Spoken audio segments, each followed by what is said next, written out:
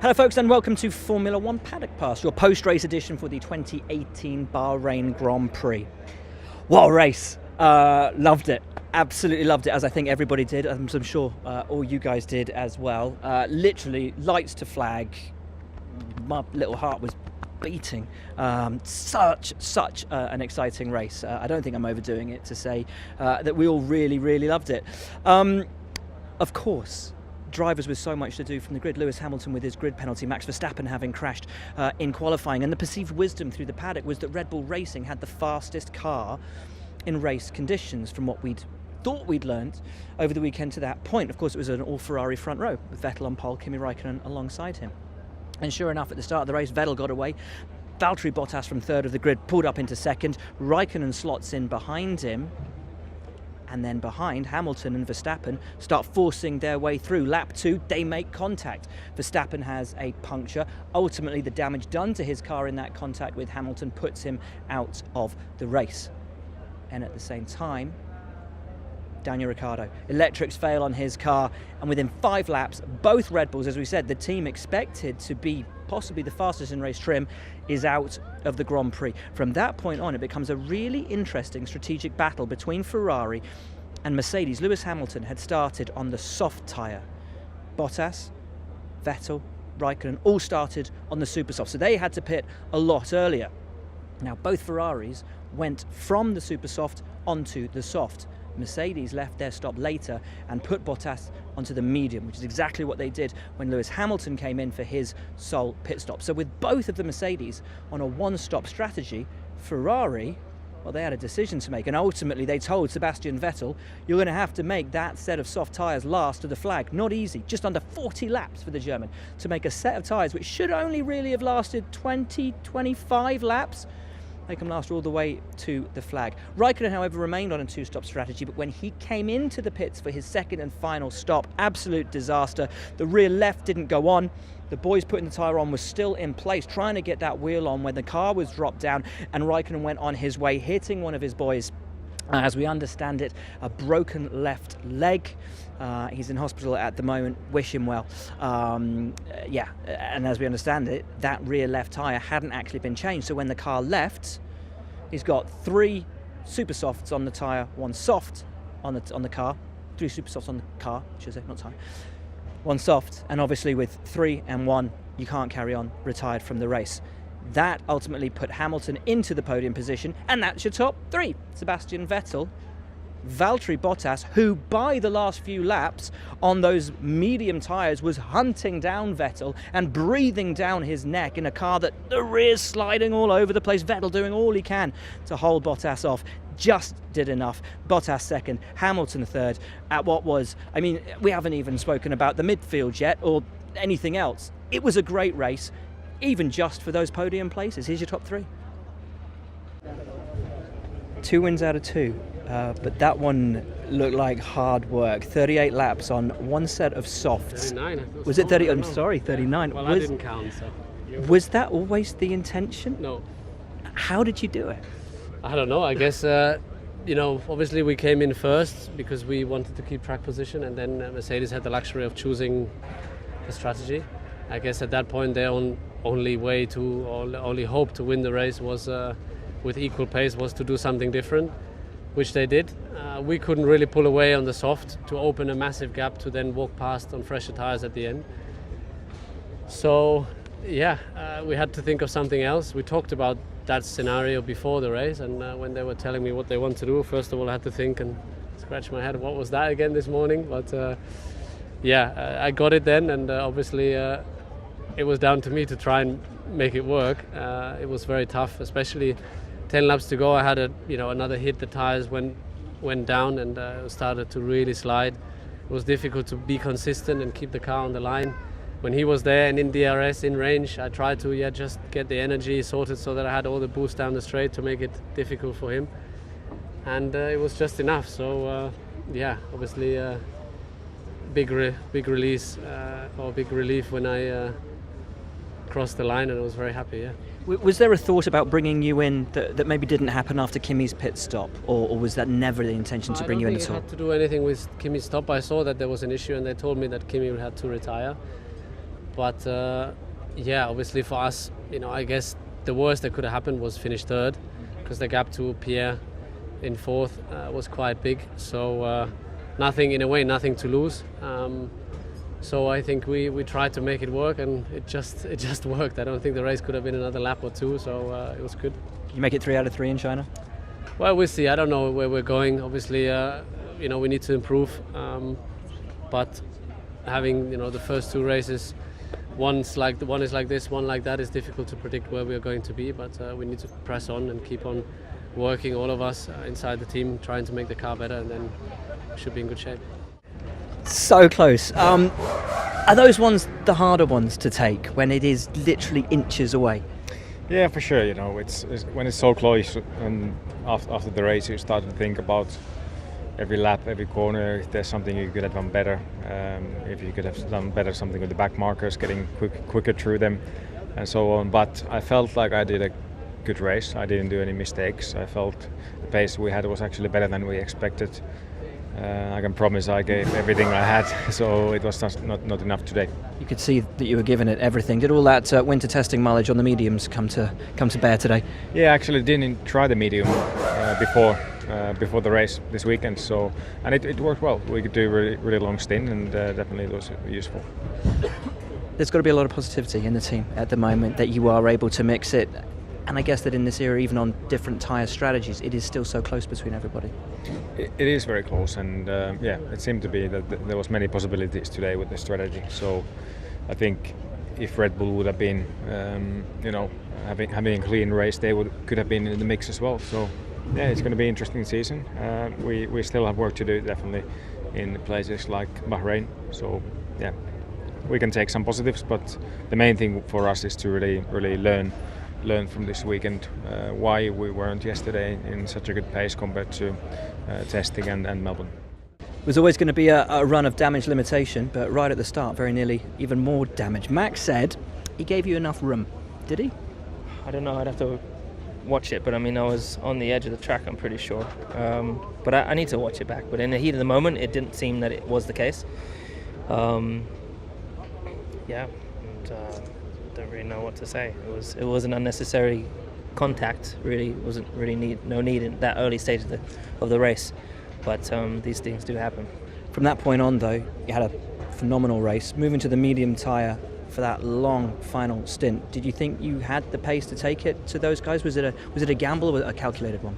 I think it was calculated. It was we'd already planned from the start to do that strategy. I think it was a difficult one because ideally, I'd had to get past those 4 cars earlier on in the first 3 laps, and I got stuck with the traffic, and obviously I had the collision with Max, which really nearly took me out the race. I just feel lucky that it didn't take me out the race, and so that's definitely obviously a frustrating scenario. I didn't know if the car was damaged, and then I was behind these guys for ages, so it wasn't until lap 8, lap 9 that I actually got past them.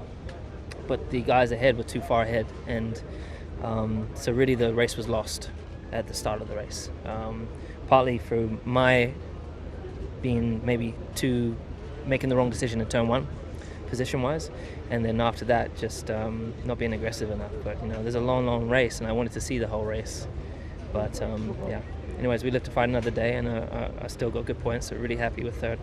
I just need to I wish there was another 5 laps, because I would have caught them. You get your chance in 7 days' time. How hungry are you for that win in China? Well, I think I do feel like, particularly the first race, my performance was really on point, and in the race today I think it was on point. Maybe not so much in qualifying, but it's definitely been a difficult weekend in that respect. But I really am keen to. I'm glad that the race is back to back, because we're coming on strong. It's going to be a close race in Shanghai. The Ferraris have shown that they are incredibly quick. So but it is a good track normally for me. So let me see if I can get the car where I need it and really take the fight to Sebastian. So that's your top 3. As we said, there's a lot more to discuss and to digest after today's Grand Prix, but we will start with a team that, as we said, didn't even see 5 laps, and that's Red Bull Racing. Daniel Ricciardo with an electrical issue, Max Verstappen with that contact with Lewis Hamilton. Here's what they had to say after a race that ended far too early.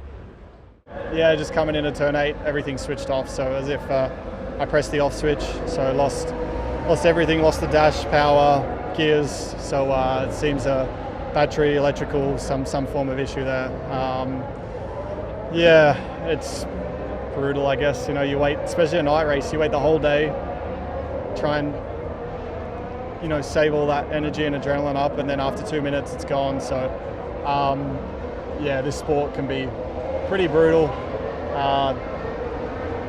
Yeah, days like this I don't really enjoy it. Out with a gearbox issue, we understand. Was that caused with the contact with Lewis? Well, I think it was with the diff as well. Initially, with the hit. So yeah, it's not what you want. Talk us through the incident with Lewis from your perspective. Well, I had a good toe onto the straight. The last corner was good, and I went for the move.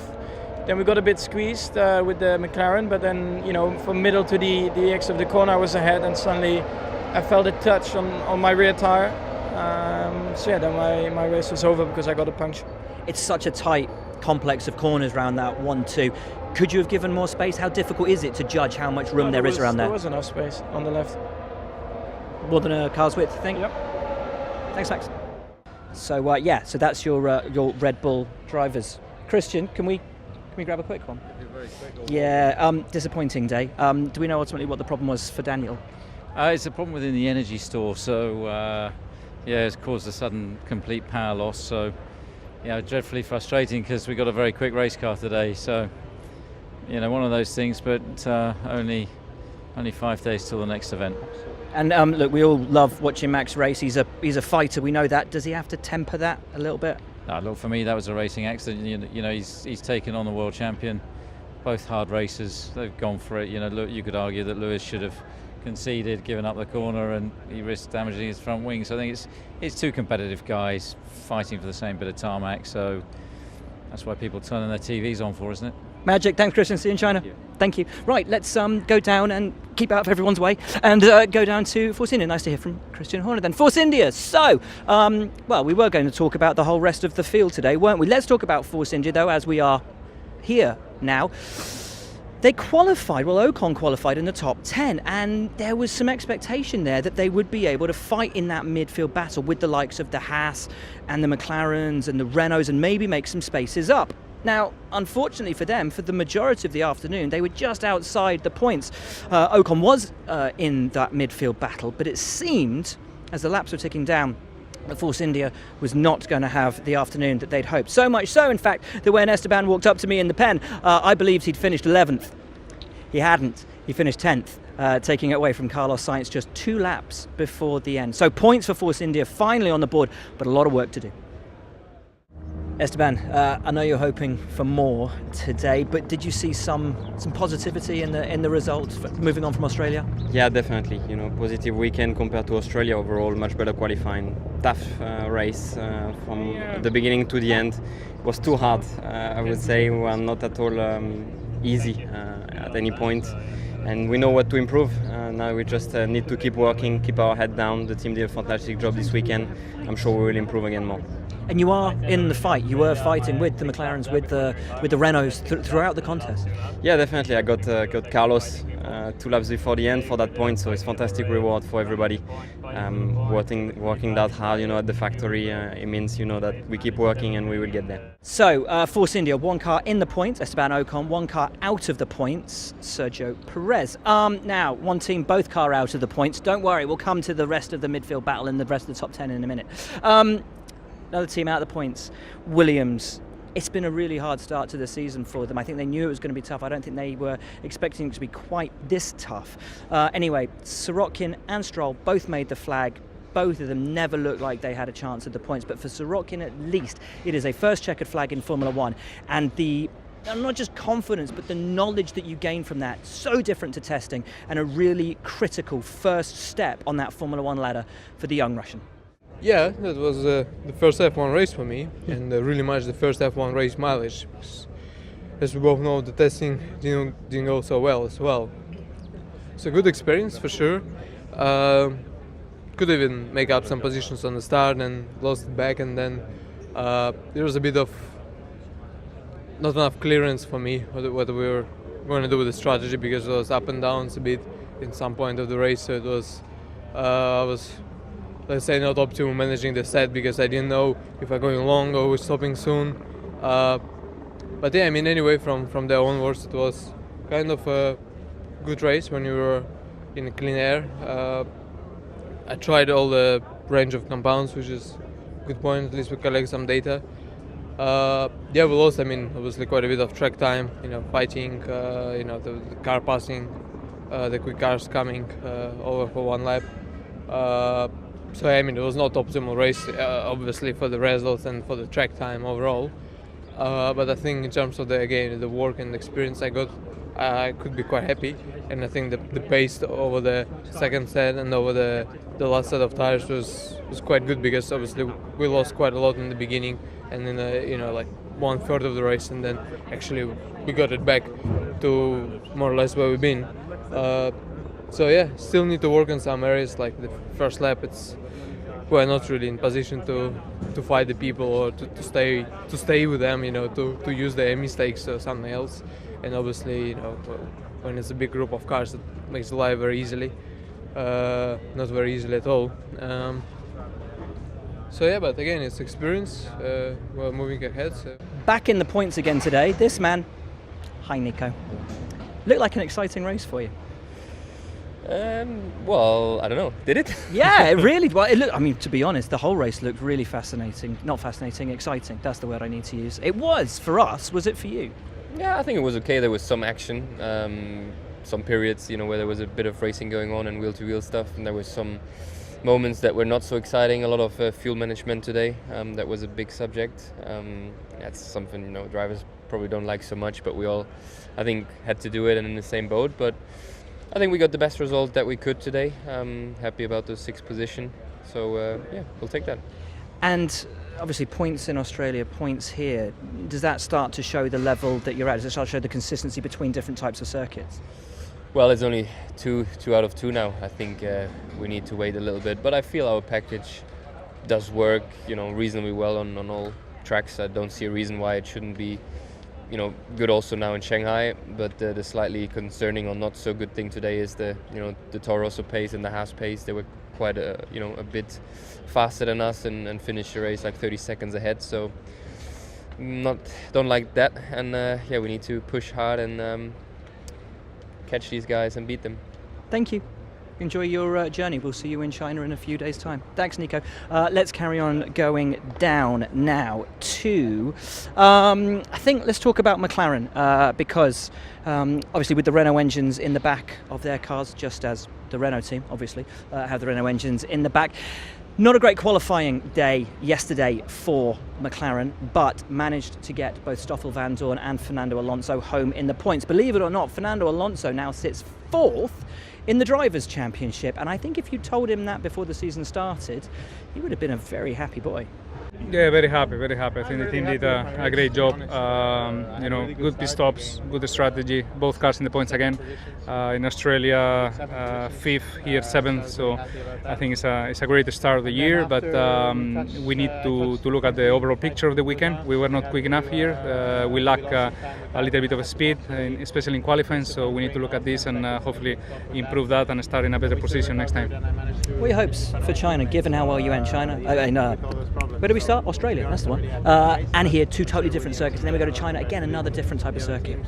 Yeah, I think it's a question mark for all the teams, because we saw quite extreme different performance from one circuit to the next one, in terms of McLaren, Toro Rosso, Haas. So the midfield, it seems that, depends track to track, the performance keeps changing. So in Australia, we don't know exactly, but I think it has to be better than this. We were quite down here, underperforming, and we cannot repeat that. We were always confident after yesterday that a good result was possible again today. After my start, I thought it was maybe going to be difficult. I was absolutely last after turn 1, so not a great start to race. But from there on, we were very ambitious, had a good strategy on the car. We knew our race pace was better than a lot of the other people, and to get home 8th and have both cars in the points again is a great result for us. Why is it so much better in race trim than in quali trim? It's hard to explain at the moment. I think we got a bit of analysis and work to do. I think it'll get better over the next races, and obviously when we will be able to start in a few higher positions, it'll be better for us as well to finish on a higher place. Now, we told you that we would explain the story of the point scorers today. Behind that fight at the front, behind that expectation of the Mercedes and the Ferraris and the Red Bulls, there was, I think, the standout performer of qualifying, which was Pierre Gasly in the Toro Rosso. They had an update at the start of the weekend, but I don't think even the team expected it to be quite as good as it was. Pierre Gasly suddenly found himself not just up in the points, but in 5th place. And then when Kimi Raikkonen retired from the race, that 5th place became 4th place. Pierre Gasly came home for, well done boys, complimenti, with the exception of Sebastian Vettel's win at Monza back in 2008, the team's equal best result ever in Formula One, with a Honda engine. We sent a really strong message today, and to show that the engine is actually pretty good, because you cannot finish 4th in Formula One without a good engine. So definitely Honda made a massive step. Big congrats to them, and a big thanks. And I know we still have some upgrades coming, so I hope it motivates everyone in Japan and also in England in Milton Keynes to push even harder. But no, definitely the engine was great, and it's looking good for the next couple of races. Yeah. The surprise of Pierre Gasly's 4th position, of course, we made the point of a Honda engine, but it is a real point, because up until this year, if you'd have said that a Honda engine at a track like this would be able to compete with Mercedes-powered cars, Renault-powered cars, and Ferrari-powered cars, people would have laughed you out of the paddock, and yet they did. And Pierre drove beautifully, but take nothing away from that car, that engine. That's a proper package, because it beat these guys. Really, the standout team after Australia, in terms of surprise and heading that midfield, was Haas. Those pit stops, the problems they had in Australia, all put behind them this weekend. The pit stops were perfect. The team was firing. And only really that battle between Gasly and Magnussen at the start of the race that Gasly won ended up being the difference between the two, because Magnussen from that point on, once he'd lost those few seconds, never really was able to get them back again and fight with Gasly. But a good day for Haas. Got over those problems from Australia. Points on the board. Magnussen, as he has been really from the start of things in Australia, chest puffed out. He's a happy boy. Yeah, it's good, and I am enjoying. So happy about today.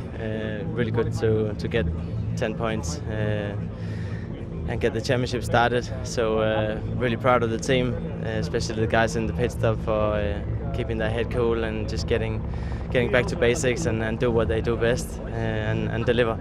And the fight in the midfield is so intense. How happy are you to finish ahead of all the other teams? I'm very happy. I mean, I had a lot of vibration from my front left suspension.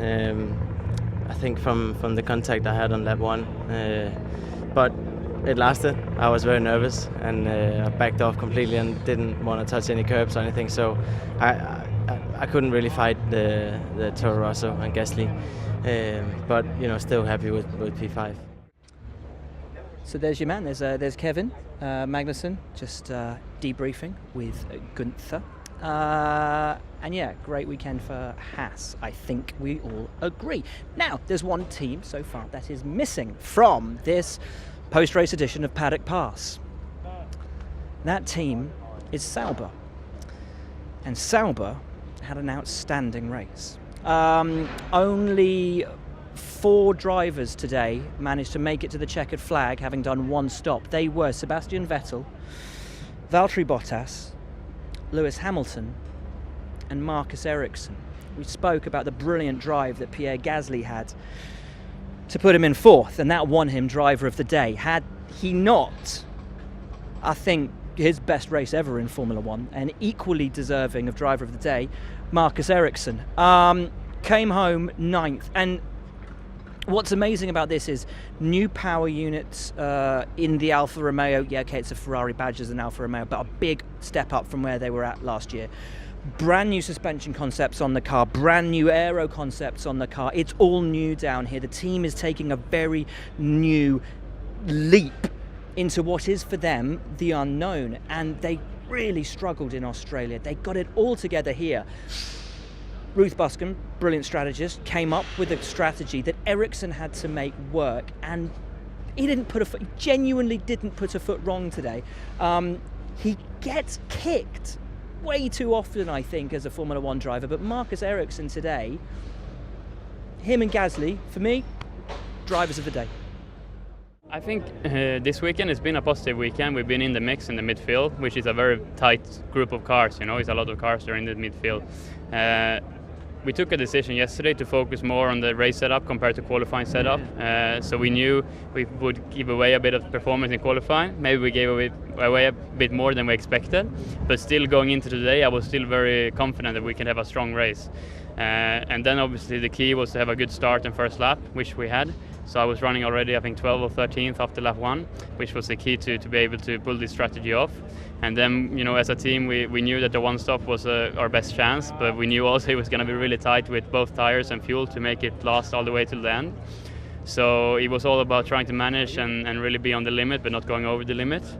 And then also the second half of the race was very tough for me to pick the right fights, because I knew there was fast cars coming with fresher tires, and I knew that I don't want to use the tires too much fighting these people, so I had to be really clever and not fight too hard, but obviously you don't want to let anyone pass, so it was all about thinking about the end game. But in the end, I think we pulled off a perfect race, both from the driving but also from the strategy and the whole sort of teamwork setting up the car. So I'm extremely proud of everyone down in the team, because we worked extremely hard. And also, in the winter with Alfa Romeo coming in, it's been a lot of things happening, changing over the winter. A lot of work been put in, and to be already in the points second weekend is a great success. So that's your lot from Paddock Pass here in Bahrain. Brilliant race, tons of excitement, and we cannot wait to get to China. Your next Paddock Pass is coming your way in just 4 days' time, because that is when we'll be in Shanghai. The paddock is in full swing of packing up. Half of this place is flying out tonight. We fly on Tuesday. We will see you there. Sebastian Vettel leads the championship. It's 2 wins from 2. Can he make it 3 in Shanghai? Can Mercedes fight back? Can Red Bull get in the mix? This season is looking fantastic, not to mention that incredibly exciting and incredibly close midfield battle, which now you have to say also includes Sauber. And who would have thought that just a couple of weeks ago? Brilliant stuff. Can't wait to get to Shanghai. For now, though, from us here in Bahrain, it's a very warm goodbye.